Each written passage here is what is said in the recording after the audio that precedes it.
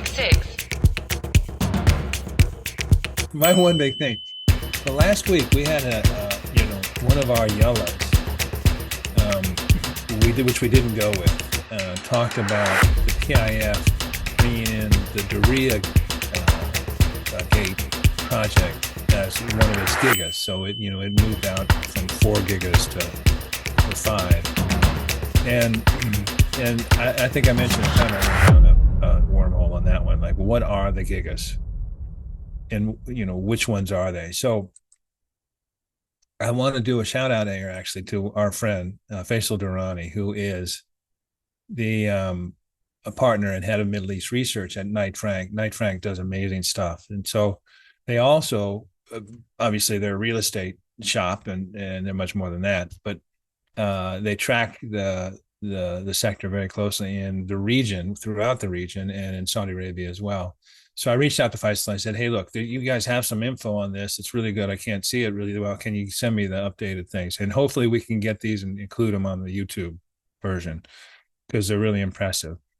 But anyway, Faisal has been talking recently. He's been in various publications talking about the total value of real estate and infrastructure projects since the launch of Saudi Arabia's National Transformation Plan in 2016. The National Transformation Plan sort of was coincidental with the launch of Vision 2030.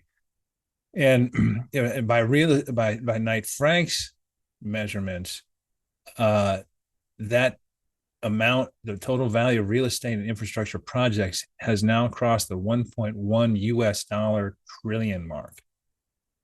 An extraordinary amount of investment and infrastructure projects underway.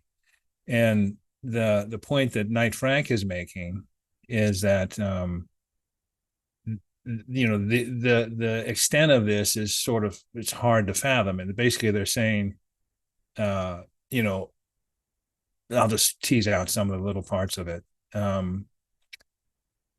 8 of the kingdom's giga projects involve construction of new cities, brand new cities, many of which are along the western seaboard, the Red Sea.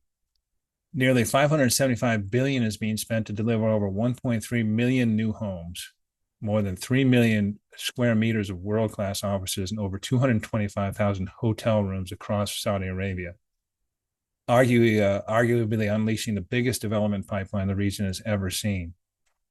But what I wanted to do, and I guess it's for the YouTube viewers mostly, is they track the giga projects. And when I was looking at the 5 under PIF, I started to sort of mentally, try and figure out how many they were in total. And I didn't get to where Knight Frank has gotten. So this 1.1 trillion that they're talking about, they're tracking 15 giga projects. And maybe we can put the link to the infographic they have. They sort of enumerate each of the 15. But of course, it includes Neom, King Salman Park, Jeddah Central Project, these sorts of things, Jeddah Economic City. Some that you wouldn't know or have not heard of, or they're not sort of out in front like Neom or Red Sea or Qadiyah. But it's interesting because they have each one, and then they have the projected cost of it. So Neom, for example, projected cost 500 billion. How much has been spent? US 7.5 billion. Percentage of construction completed, Neom 29%. So it's a really interesting and useful resource. They also track Riyadh's mega projects. So these are plans for the capital. And one of the things they're pointing out is the extraordinary amount of investments that are going on in Riyadh. And so in total, those projects worth 1.4 billion, $104 billion, putting in 2.8 million square meters of office space, 200,000 residential units, 13,000 hotel keys. But they point out that there's, giga projects aside, there's another 8 mega projects that they called here, like Mall of Arabia, Misk Foundation City, Mall of Saudi, and 8 of these.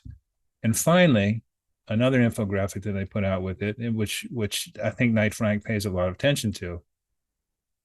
They break down this 1.1 trillion in committed infrastructure investments. As I mentioned, 555,000 residential units, 275,000 plus hotel rooms, enormous retail space, enormous office space. But they also look at major education projects, and they break down, so for example, in this infographic, they have 5 education projects totaling 82 billion.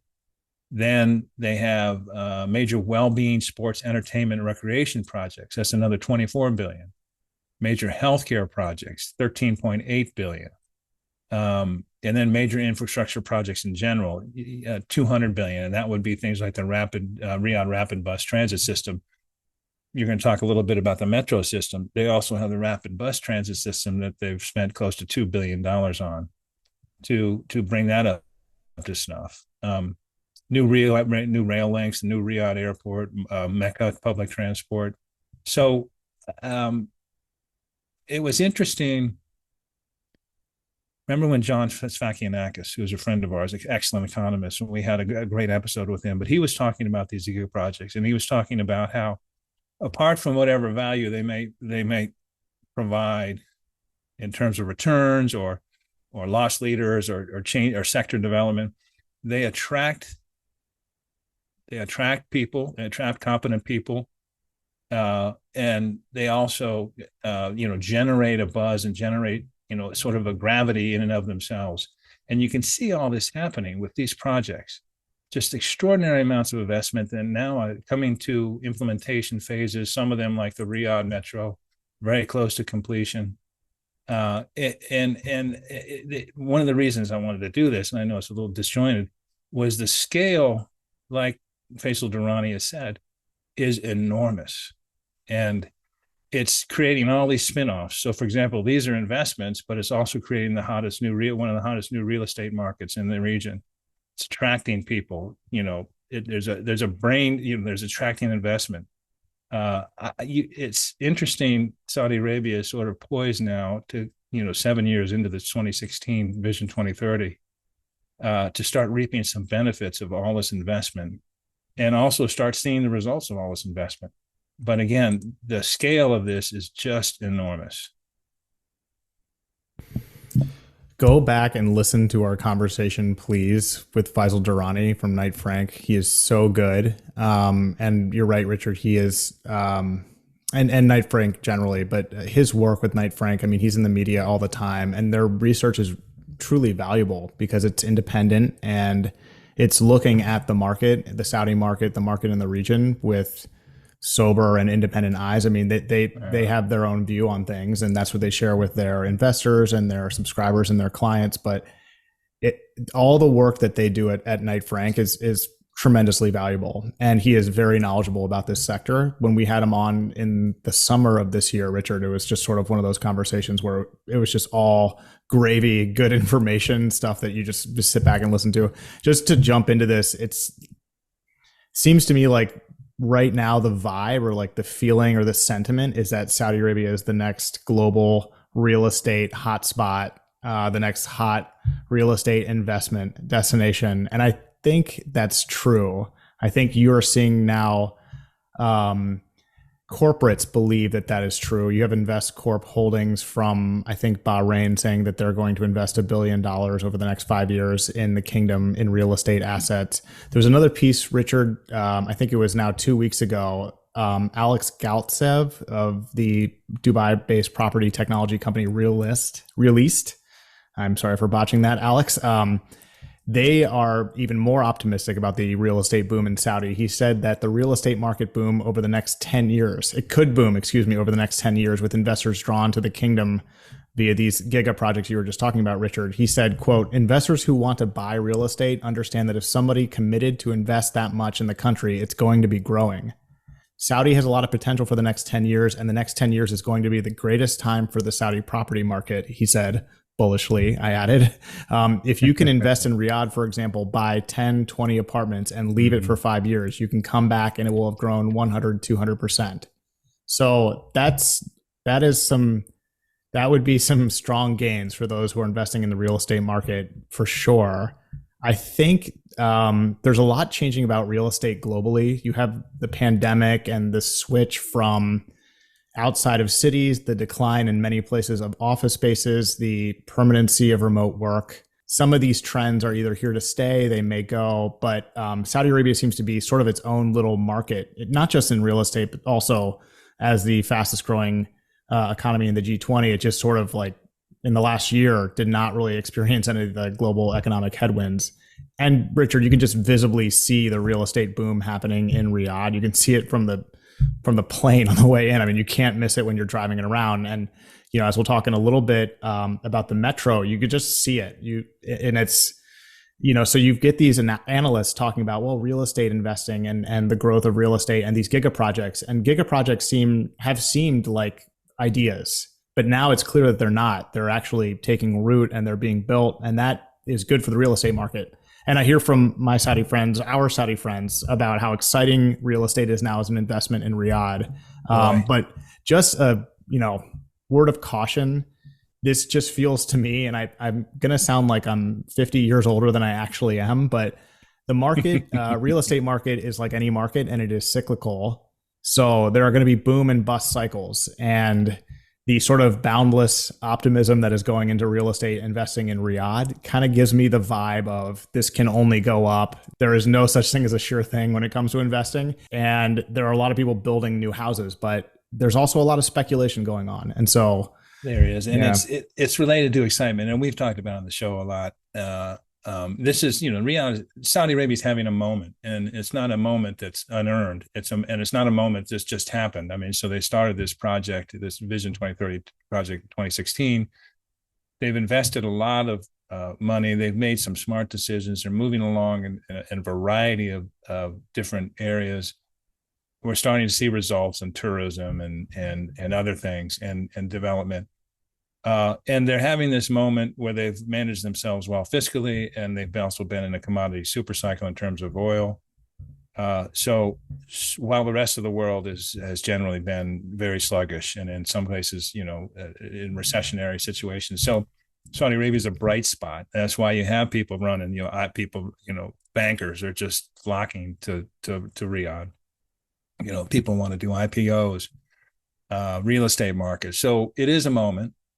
It's not that it's not. I think you're right. We have to be alert, and it probably will inevitably, cool. But it's a moment. It's very. It's fortuitous for Saudi Arabia, I guess, and maybe not the rest of the world. But it's fortuitous in that they had been putting in the work. Mm-hmm. They've been laying the groundwork.